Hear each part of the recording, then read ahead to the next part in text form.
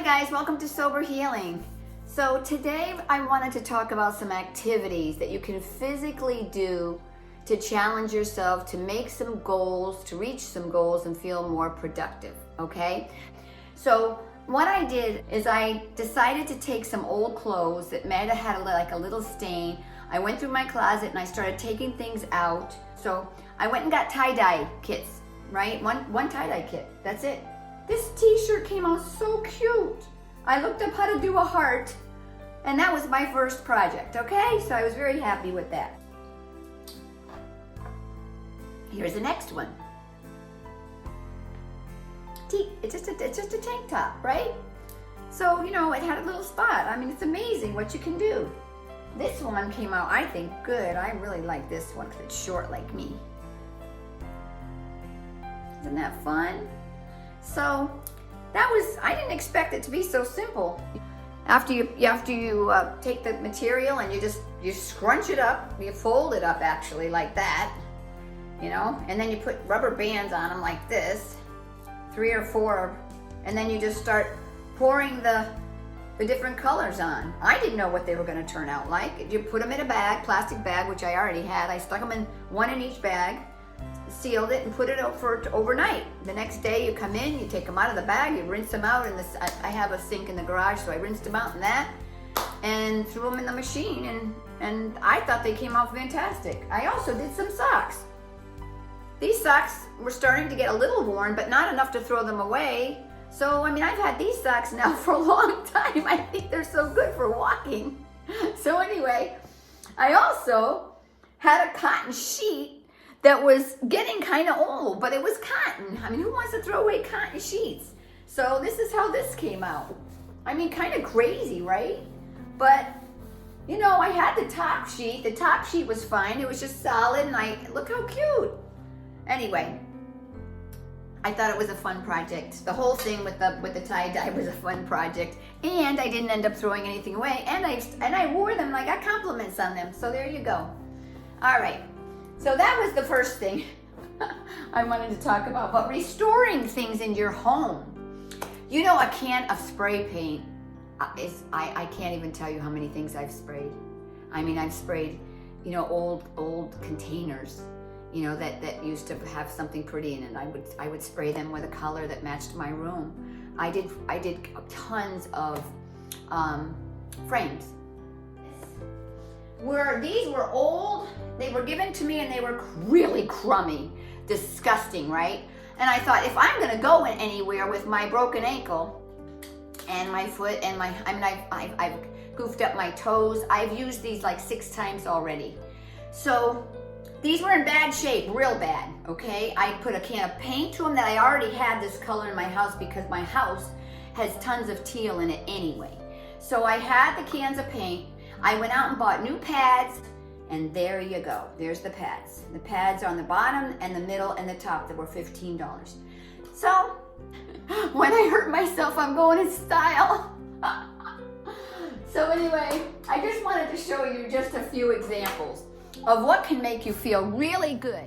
Okay, so let's talk about the next thing. I'm a big nature person, and I'm going to talk to you about getting out and getting some fresh oxygen. It's really, really important. You're trying to detox from alcohol. You need oxygen.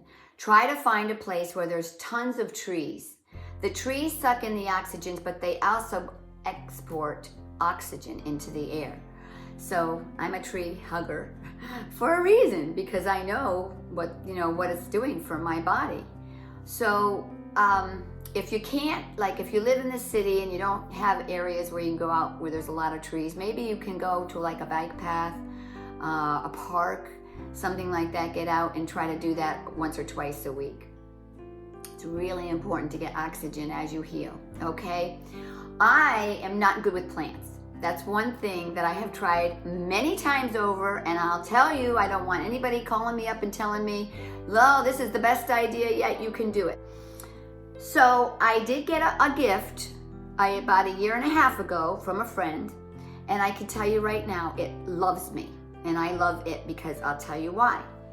I'm going to show you what it is. It is a bamboo plant. All I have to do is pour water into this container. The container is just water and some beads. Okay? And that's it, and it loves my house. It's doing absolutely wonderful. I just leave it on the kitchen counter. The other type of plant, which I'm going to be working on next, is an air plant. I've been told that they are really hardy. They do okay in the cold, but they need to be spritzed. So I said, okay, I'll try that next. But in any case, growing a plant and taking care of a plant is like the first step before you get an animal. A lot of people will run out and they'll get cats and dogs and they don't know what they're doing, and then it gets over their head, and they, unfortunately, they can't take care of them and they end up in a pound somewhere. That makes me sick. So start with a plant. It's bad enough that you can't take care of the plant, but please don't rush out and buy an animal before you think that you can handle it, okay? All right, so getting out in nature again, let's go back to that. So gardening, getting your hands in the dirt, I was gonna do garlic this winter and it just flew by and I didn't get a chance. You're supposed to start just before the winter here in Florida. So it's too late.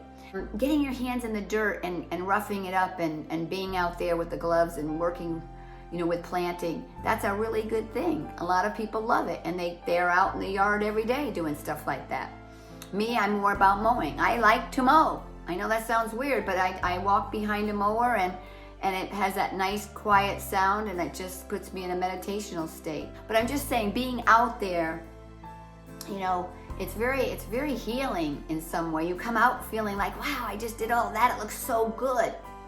So that's one example. Okay, taking walks. Obviously, you know how I feel about that. In fact, I'm ready to go for a walk. I was going to take you for a walk with me, but we'll do that another time, okay? So if you don't have any place to walk, it's not safe or whatever near your house, grab a friend and go to a park, go to a bike path, find some place to walk. And breathe while you're walking. Take it real quiet. Get into your thoughts. The next thing I wanted to talk about was a collage, okay? I did a collage. I had a couple of old magazines left. I don't know about people who get magazines anymore. Maybe they don't. But if you do, making a collage is a really great example. And I'm going to give you an example of how it came out.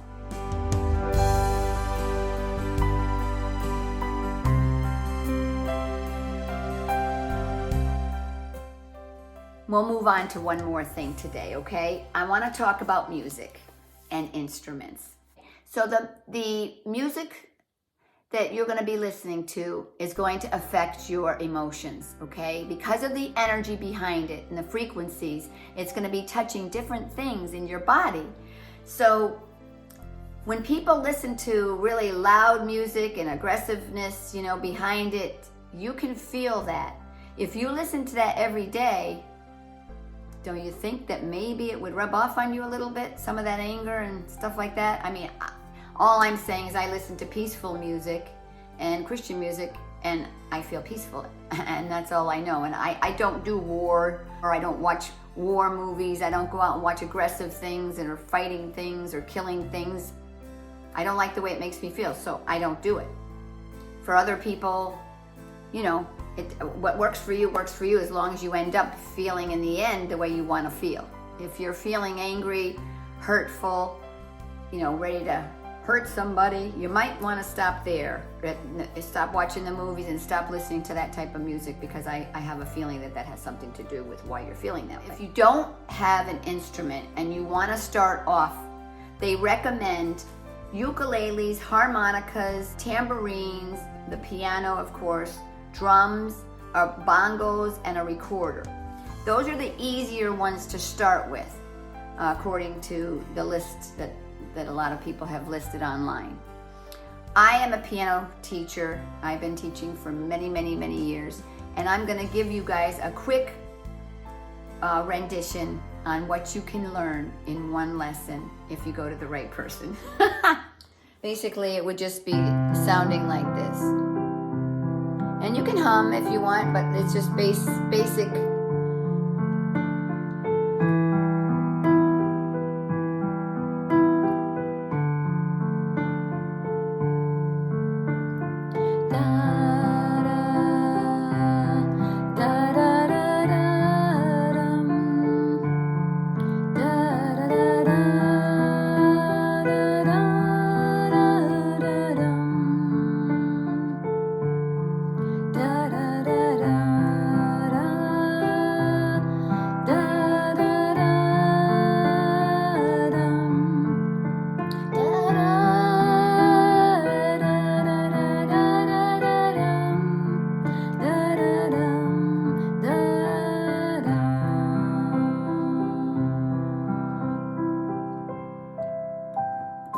okay?